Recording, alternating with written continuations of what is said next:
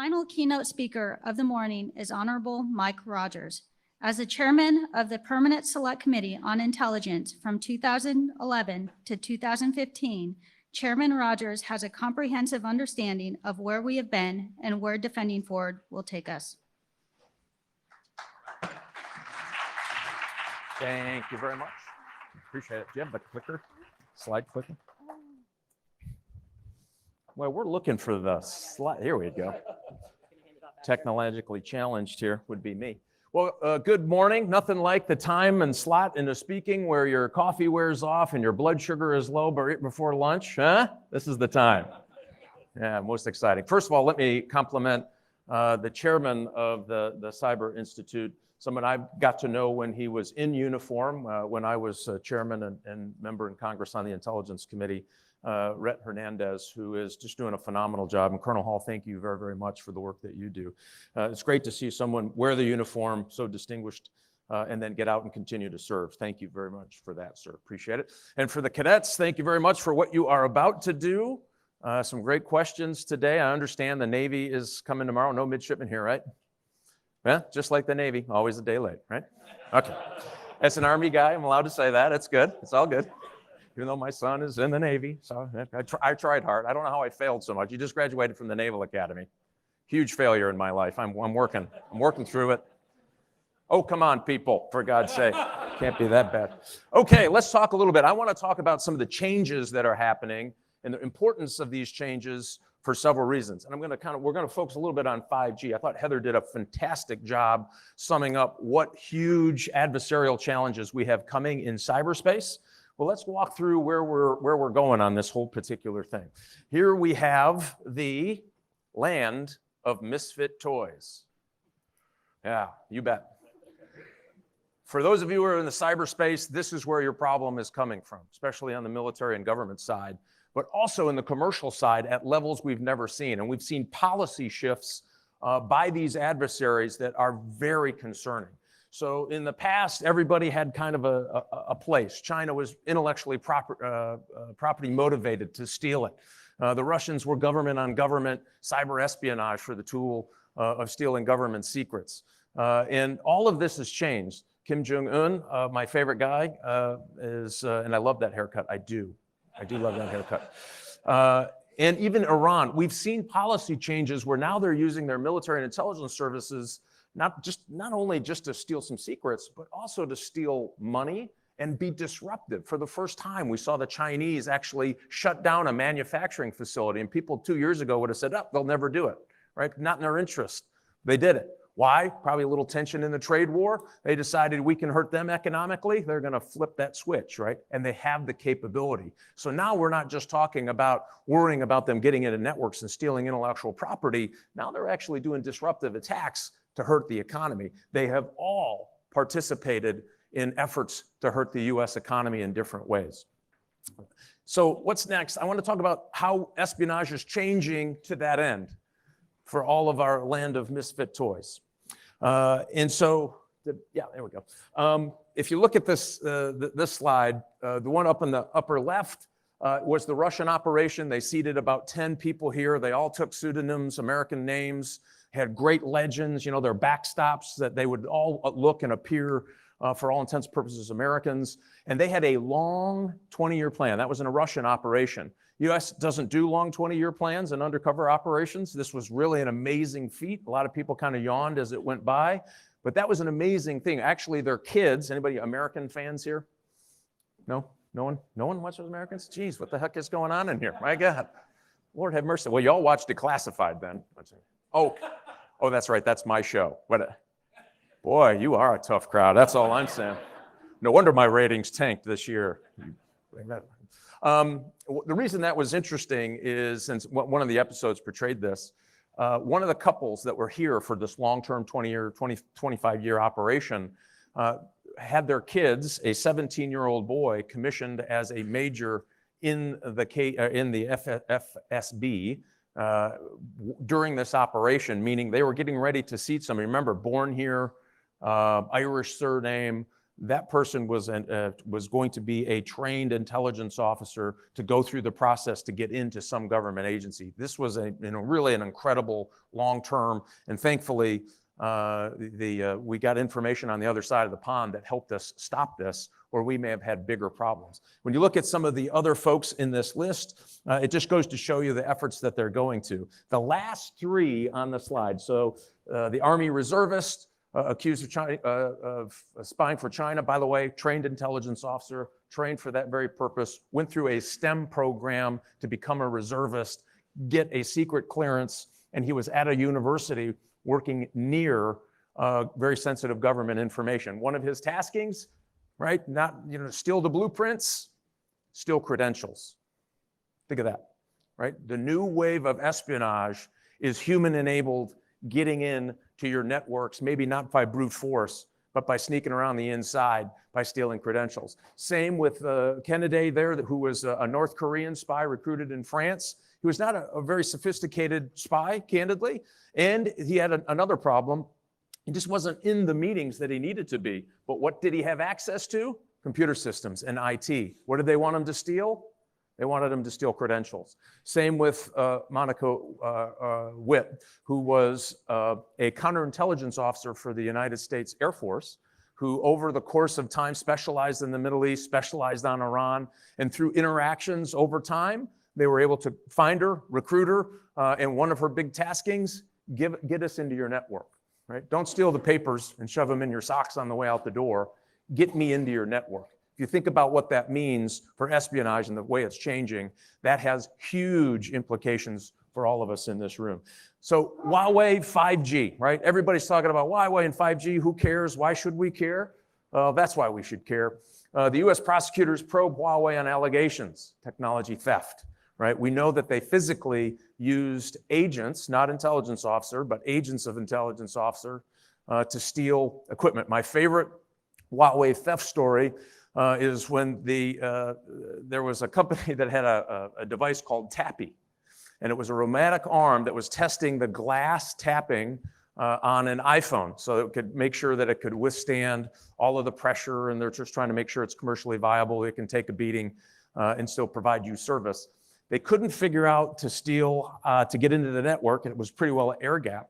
So they sent somebody who was supposed to be in the building, a recruited Chinese agent, to rip the hand off of the robot, shove it in a briefcase, and basically try to run out the door.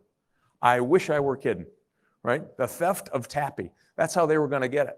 Really aggressive when you think about it. And it was a Huawei, it was an employee affiliated with Huawei. On the other side of that, if you look at the other side of the pond there, our friends in Australia came out pretty aggressively. Their spy chief never talks.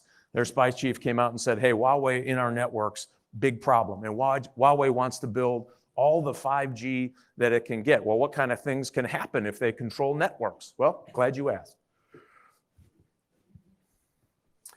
China Telecom diverted about 90 days, roughly, of email traffic from Canada. Not a certain area, not a big, all of it, for about 90 days. Ran it through Beijing. Why would you do that? Look, think of the amount of data you'd have to store.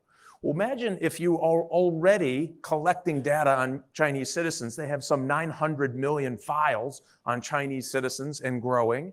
They have some estimates I've seen as high as 2,500 data points on each citizen in China. They know about big data. Matter of fact, one of the reasons that their AI algorithms are supposed to be better than US algorithms, not because we can't compete with the intellectual property of writing, designing, and implementing AI algorithms, it's because their data set is so huge that AI algorithm learns a little faster, a little quicker, a little better, right? So if you have that capability, now you're taking all of this data, and the reason they stole that data, according to analysts, is because they wanted to get an advantage in a trade negotiation with Canada.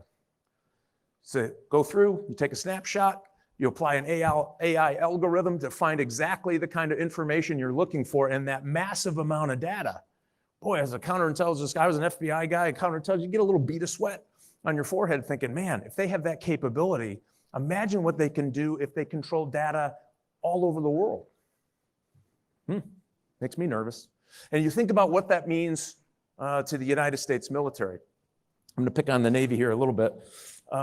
You think about in the early days, if you had any communication about the whereabouts of one of our fleets, right? Our carrier group, running around doing great things for the United States of America. And by the way, the Navy's the most deployed force that we have. It's always out there and always exposed. You can go online right now and find out where every one of our carrier groups are. Open source, right? Well, why? That used to be a treasonous act. The reason is that thing is a blowtorch for signals coming off of it.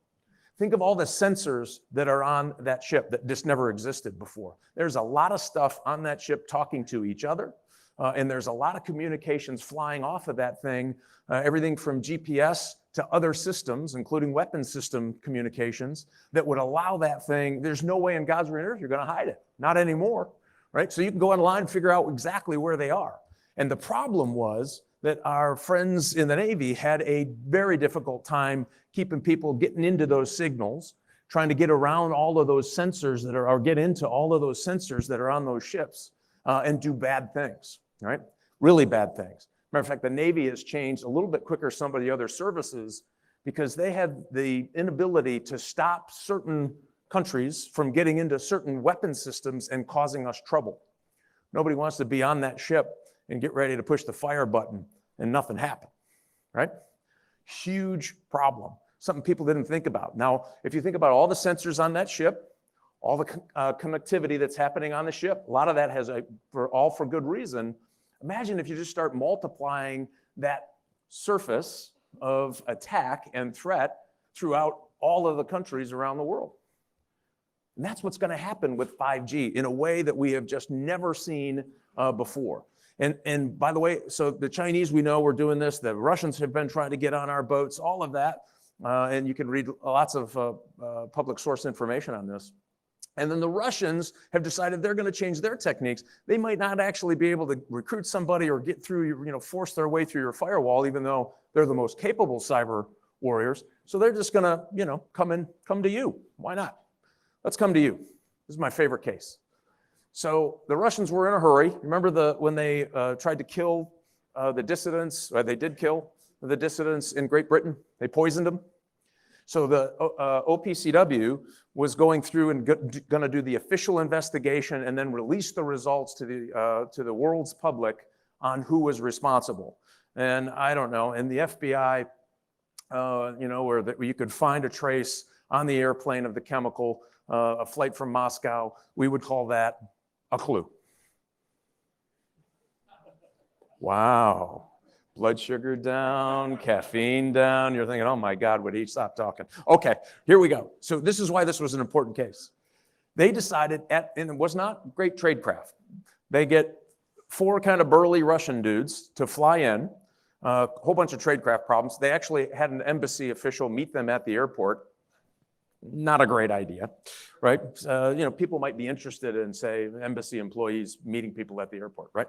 And so they stuff in a little tiny car. You can see how it wasn't all that big, but they had already configured that car with that particular equipment, including, by the way, a Stingray, which was the most important part of this operation.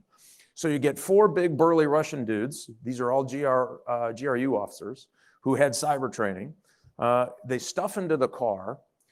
They drive to the headquarters and hang out for 4 to 6 hours. Again, what will we call that in the FBI? A clue, right? Something's going on. And so when they intercepted this operation, and what that Stingray does, by the way, for those of you who are not familiar, it collects, it's just basically another antenna, and it pretends your cell phone is talking to another tower. It hits that Stingray and it just sucks it down.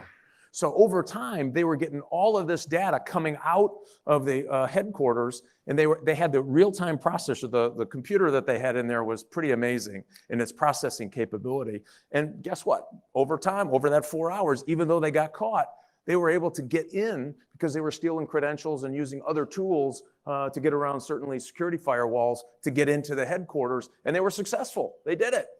Holy mackerel. I mean, I don't have to recruit an agent, and I don't have to be in Beijing or Moscow or Tehran, and actually to get into your system, I can actually show up and fool you? Yep, absolutely. Think about how exposed we are and open in the United States and our other Western allied countries to that kind of an operation.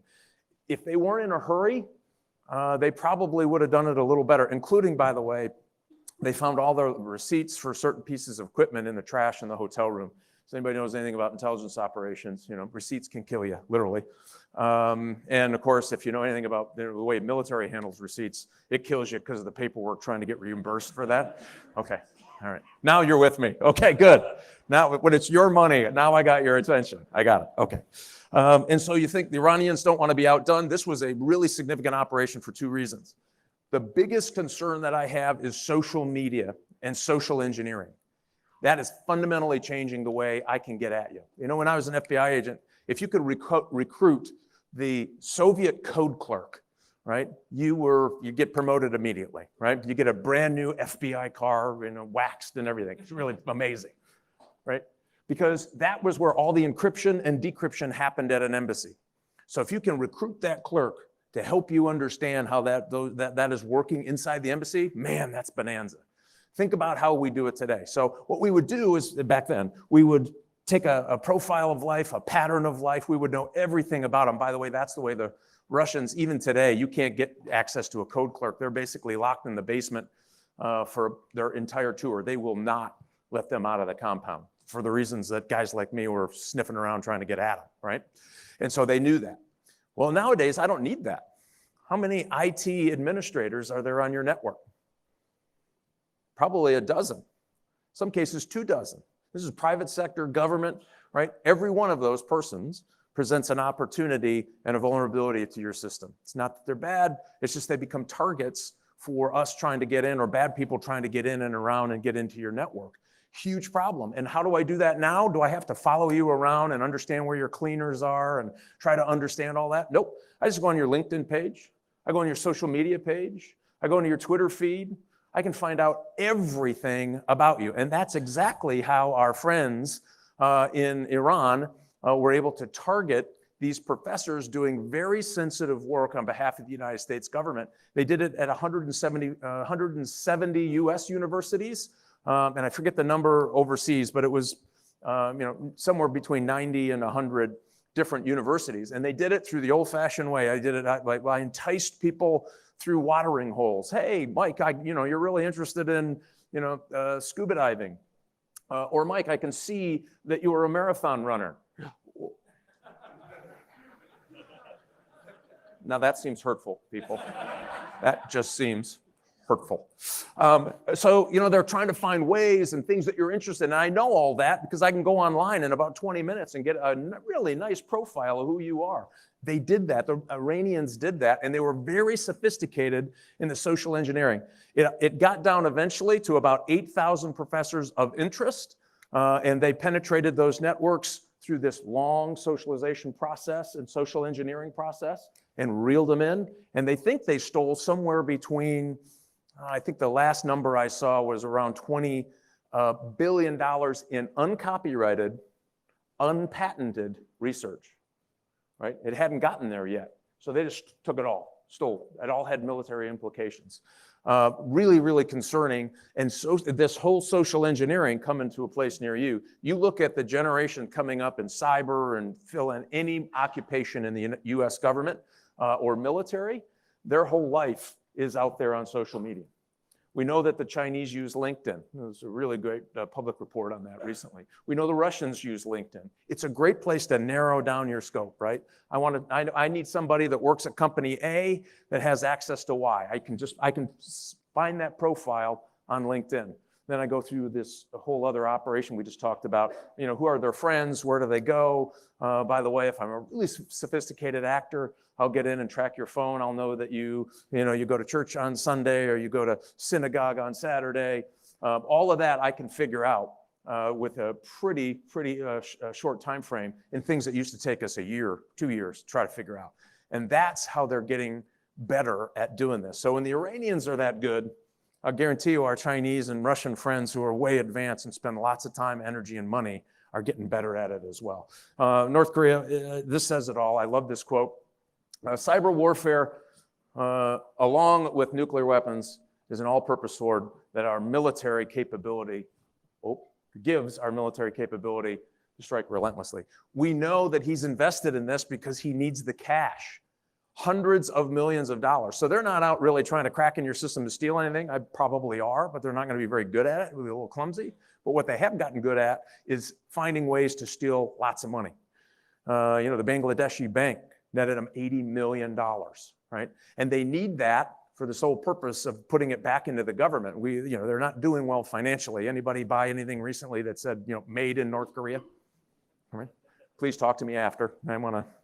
Need to see you about that, right? And so this is their path. This is what they know they will use, right? And they're going to get better and better. We're already seeing them get better and better at what they're doing.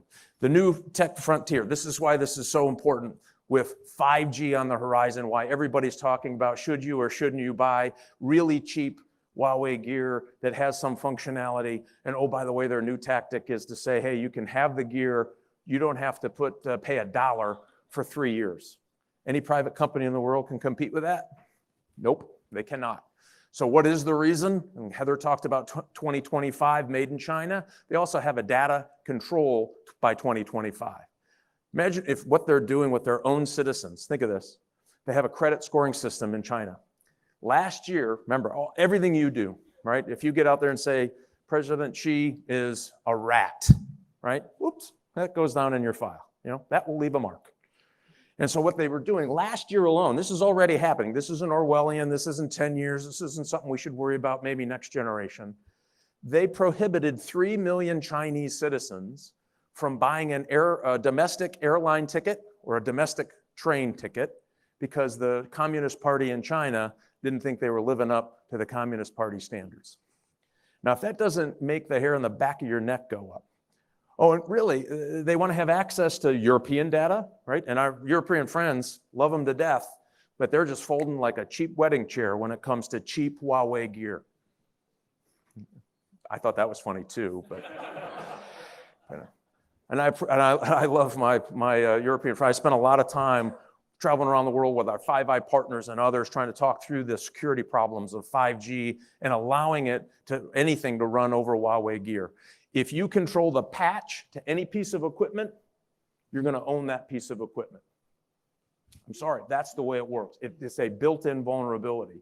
So some notion that people are going to mitigate this and they're smarter than the Chinese operators to do that, great. As I told my Canadian friends at one point, please show us how this is done. We're dying to know how you beat the nation state of China and Russia and Iran on these big operations. Oh, by the way, nobody has shown that we can do it, including the United States. We have vulnerabilities, right? So it's a huge thing. And now, so what's next? Something like 50 billion devices will be connected to the internet. 50 billion, including your refrigerator. And I don't know about the rest of you. I think my refrigerator's working against me already, let alone, boy, this is a tough crowd. So I got two things I know. If I say something about your money, that's funny, and your refrigerator, that's funny. I got that done. All right, just checking. So if you think about it, all the stories about devices in your home that you can have communication with that have been compromised.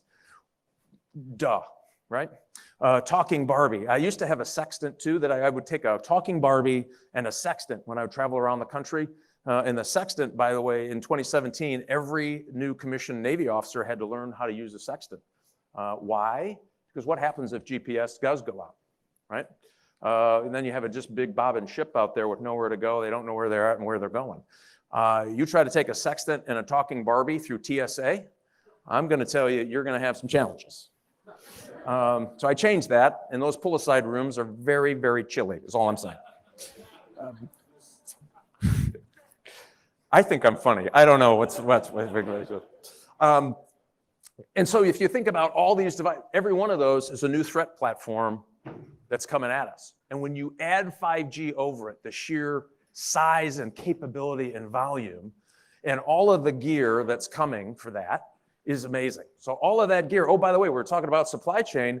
We're not just talking about the operation of it. All of that gear, where is that gear made and can we control it? Right? So that you see how small it's gotten. Those 5G apparatus on that light pole is where they're going. Now, here's the problem. We're going to have lots and lots and lots of them. Right now we have, you see the 4G, you've seen all of those, right? In order to get that great picture with your camera.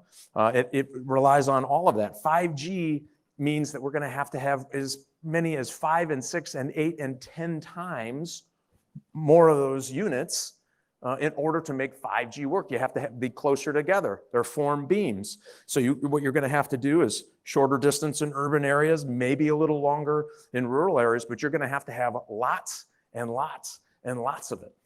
And so what does that mean for us? The good, the bad, the ugly? So here's what 5G does. If you look at where we're at on that, just look at the difference in that chart. So if you take 1/3 of an acre, right? Here's a better way to learn this. You guys, the tech guys got this already. For those who are not so techy, let's do it this way. Here we go. Yep, potatoes. So you take 4,000 potatoes and put them in a circle, end to end. 4,000 potatoes in a circle, end to end. That's about 1/3 of an acre, right? You can invite 2,000 of your friends today in that circle, the circle of potatoes in 1/3 of an acre. And you can live stream with some latency, some disruption, some blip in your watching. You can all live stream all at the same time with a decent 4G signal. It's a lot, 2,000 people, 1/3 of an acre with, first of all, what are you standing in a circle of potatoes? I don't know. Now you think, what happens with 5G? How many can you get in there in 5G? Think of this. Over 1 million people can stand in that same place, live streaming at the same time with just virtually no latency, meaning you're not going to get a blip. Think of the power difference of that. I mean, it's amazing. It's hard to get our heads around what that's going to mean. Now, the good news of this stuff is it's going to be fantastic. And then the clickers will work without any latency at all. Whoops, I went too far. Can you go back for me? Thank you. Faster speed, here it is.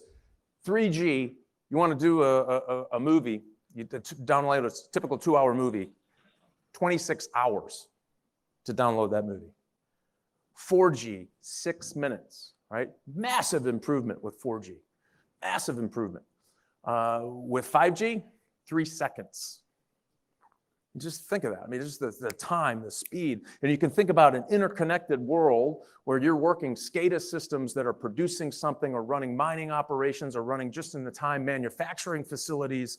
That's amazing what you can do and the efficiencies with that fast. You want a car that drives by itself? You need that 3 seconds, right? You need 5G so there's no blip, that you have as much bandwidth as you possibly need getting to that car. You don't want a 3-second delay or someone gets run over, right? And so that's why people are pushing. You want autonomous cars? You got to get there. You want drones that actually show up and bring you the right thing that you ordered at your house without flying into a car or a person or anything else? You need 5G really to accomplish that. And it will be an amazing thing. The increased connectivity goes without saying. Think of this, 100 times more devices at 100 times the speed and 10 times reduced responsivity. I mean, it's hard to get your head around. That's what's coming with 5G, but it has such positive impact for our economy. You want real-time medicine, you want remote operations, you want, again, cars that drive, you want to make sure that your refrigerator tells you that you need to stop and get some milk. The only problem is, people, that it will tell on you, and your wife will find out if you buy a Snickers bar. That's the only bad part of that. Trust me on this. When you talk about new opportunities, it's just endless. You can just kind of go ad infinitum about the power of 5G and what it's going to bring to promote productivity and an increased benefit economically in our lives. The one thing I didn't say, just the economic engine of this.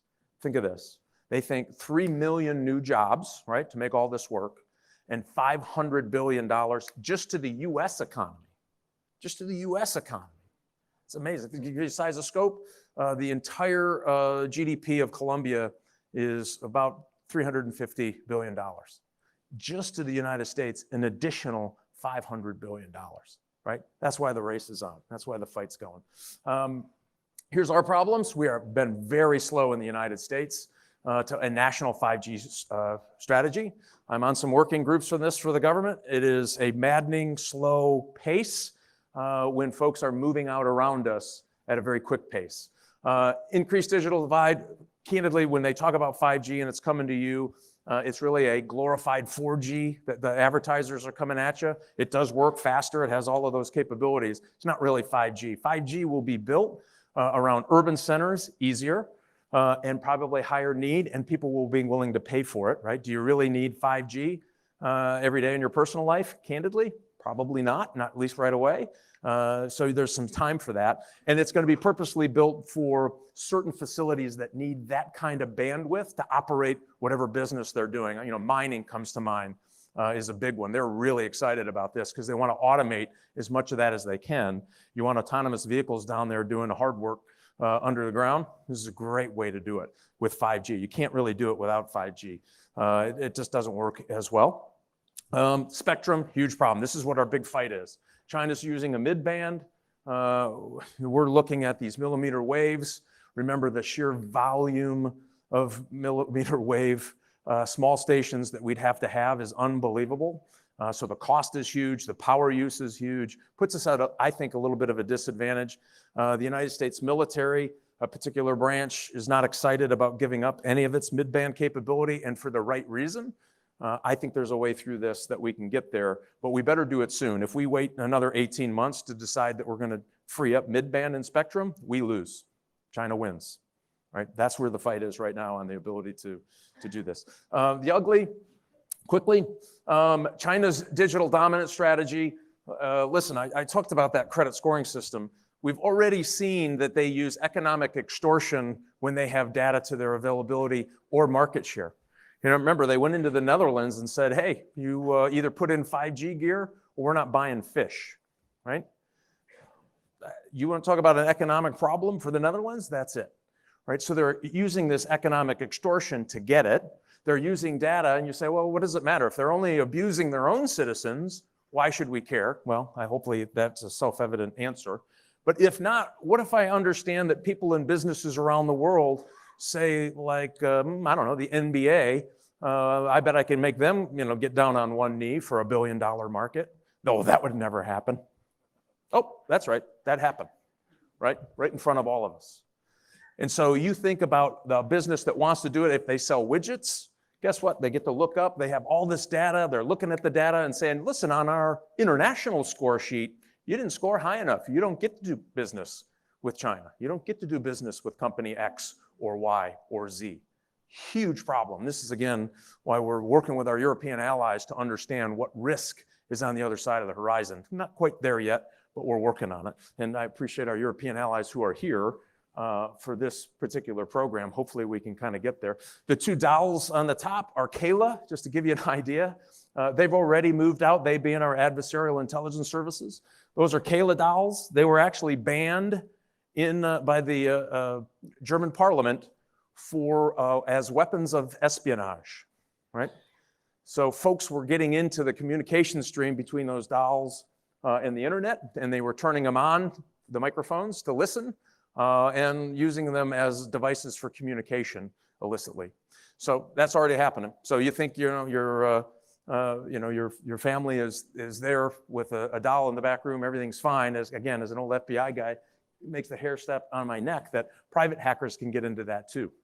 It used to be if you're up to no good, this was a spying case, but if you're up to no good for other reasons, you used to have to go down to the playground and troll around a little bit. Easier for parents to catch you, police to catch you. What if I can have that conversation with a child in their home, the safety of their home, and lure that child outside, right? To me, huge problem. Haven't quite dealt with it yet. On the vulnerability side, again, we talked a lot about this. Just the sheer volume and threat means you have a lot more places to come at you. Some say that we can build a more secure 5G than we have today. Yeah, maybe, and I'm for that. And I think with software-defined networks, we have a huge opportunity to lay over VPNs over these networks and really kind of start to tighten it down. But remember, you are susceptible to every vulnerability that's there. And again, who's patching the equipment you're riding over? That's what I would worry about. That's where I'm coming to get you, right? If I'm patching it, I'm going to own it. And if you think just the sheer volume, just to give you an idea, in 1991, we had one website in the world, one, right? 1991. Today, we're approaching 2 billion. That's just websites. These are just portals to do either good things or bad things. In our criminal element, know all about the bad things.